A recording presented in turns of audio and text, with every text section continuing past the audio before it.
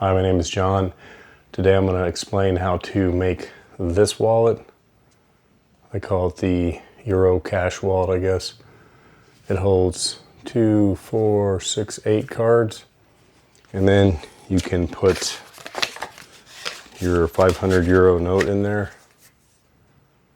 This is not a real 500 euro note. It is play money, but it's the same size.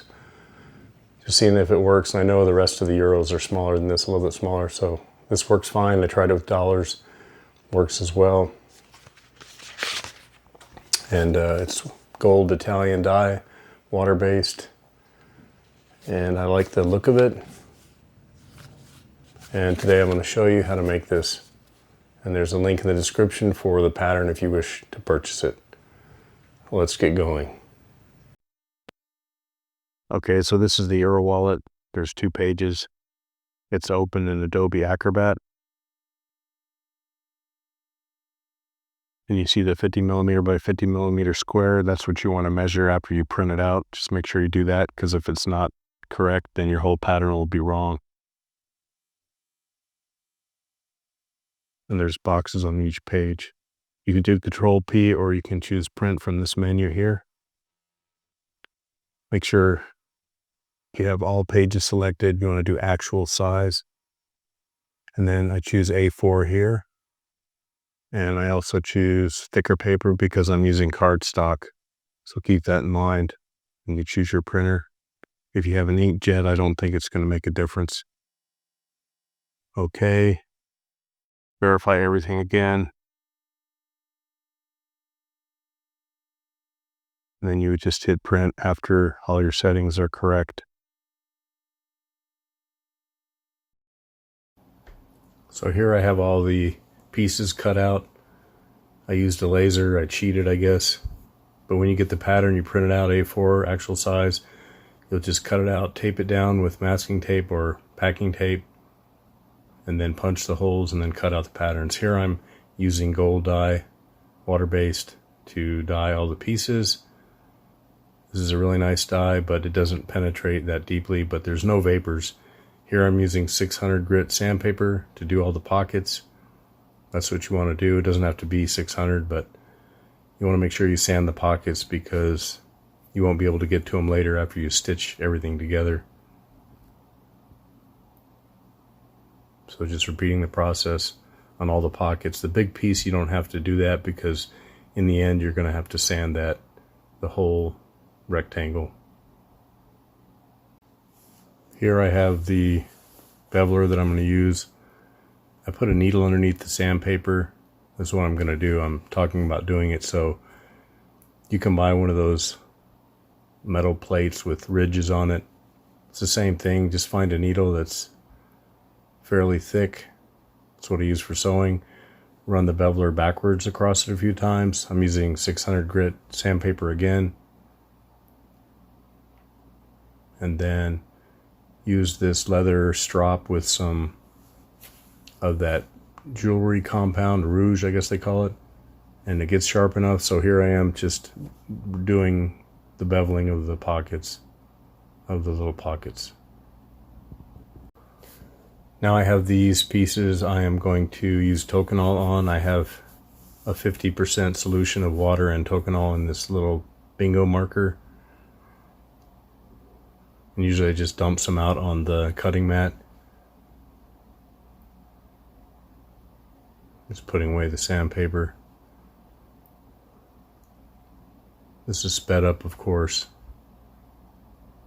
I'm getting a little bit, so I have there some of that Tokonol mixture on the cutting surface. I'm rubbing it onto the pocket and then using a canvas cloth to rub it or buff it to smooth out the leather, the fibers.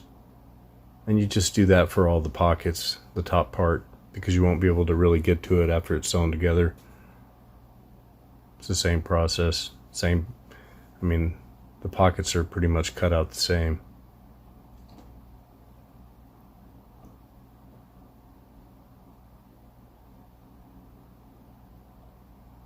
You want to try to get a nice shiny edge on these pockets. Even you do the little ones, of course, which I mentioned. And afterwards, of course, we're going to have to re-dye these edges. You could make them black if you wanted for contrast, but I just use the same gold dye again.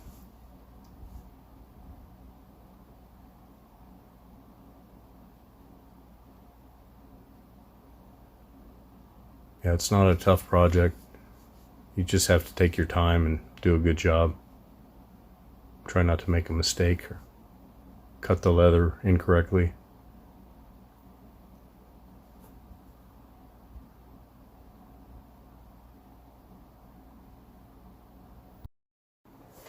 Here I'm showing how I sewed on this little pocket. Looks like a TIE fighter or something.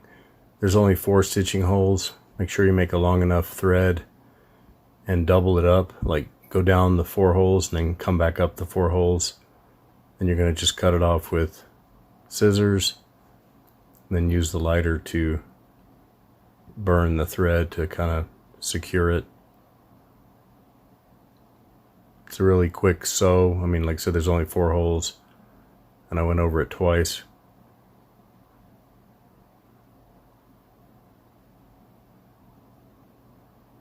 I made the thread a little bit too short, so it's getting caught in there, the other part of it. But it was successful, and yeah, it's pretty simple.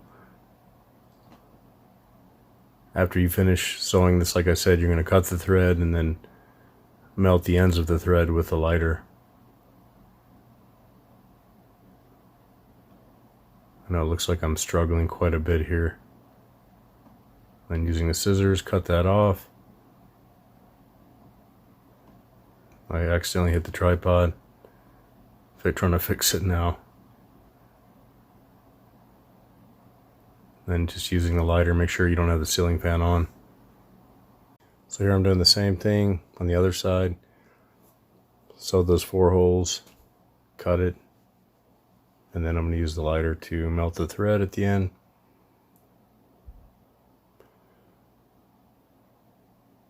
Then here I'm showing the arrangement of the pieces. Pretty straightforward. I'm going to zoom in here in a second, just explaining how to sew it. You can start at either middle side. I'll start at the top and work my way down as I'm showing there.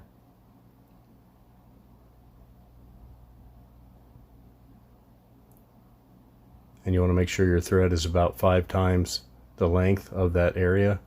So across the top, down the side, and across the bottom, then times 5.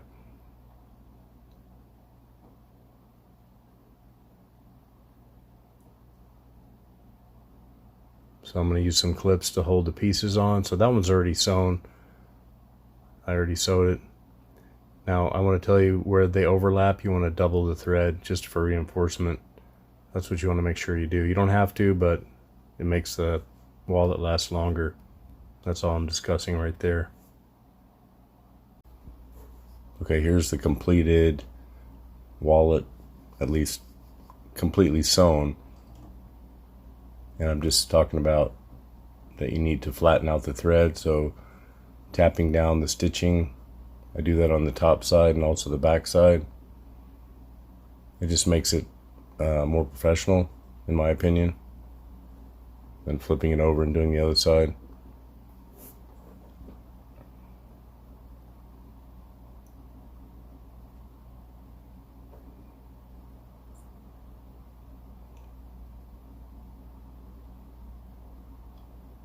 Okay, so this is one of the last steps, sanding the entire edge.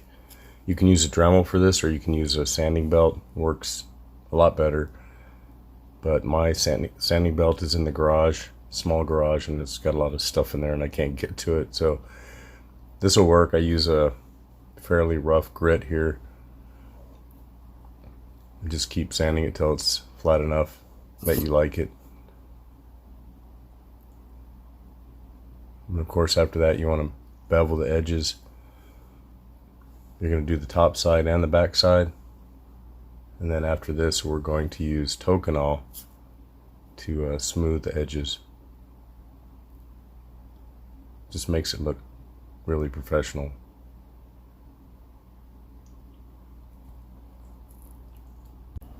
So here I have some Tokonol on the cutting mat. Just dispense a little bit, and then I do the edges of the entire wallet. Use a canvas cloth to burnish the edges, and you can use a wooden slicker. That works really well. I just put out some more Tokonol. It's a 50-50 mix. Water, Tokonol. I think I mentioned that earlier, possibly. And this is pretty much the final stage of creating the wallet.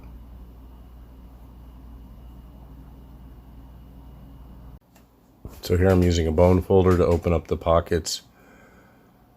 Just makes it easier to get the cards in and out, and also the cash. I have a bunch of old casino cards and room keys. After you put them in there and leave them in there for a while, it'll loosen up the pockets. I managed to get 8 cards into this wallet. I couldn't get the Blockbuster for some reason. I don't know, it's so skinny, but it wouldn't fit. Anyway, this is the wallet. And you'll see me put the fake 500 euro note made from cardstock. It fits in there well. You can also put dollars. So I hope you enjoyed this tutorial. I know it was a bit long. Thanks for watching. And I hope you have a great day and a great week. Take care.